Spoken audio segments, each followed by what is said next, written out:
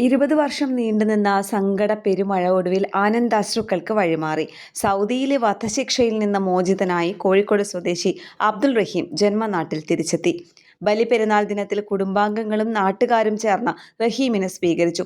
വ്യാഴാഴ്ച രാവിലെയോടെയാണ് air India വിമാനത്തിൽ റഹീം കരിപ്പൂർ വിമാനത്താവളത്തിൽ എത്തിയത്.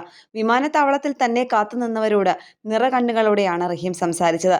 9:15 റഹീം കോടമ്പുഴയിലെ തറവാട്ടു വീടായ സീനത്ത് മൻസിലിലെത്തി. സൗദി പൗരന്റെ മകന്റെ മരണവുമായി ബന്ധപ്പെട്ട കേസിലാണ് റഹീമിന് വധശിക്ഷ വിധിച്ചത്. ഒടുവിൽ ദയാധനം സ്വീകരിച്ച് സൗദി കുടുംബം മാപ്പ് നൽകിയതോടെ റഹീമിന്റെ മോചനം സാധ്യമായി.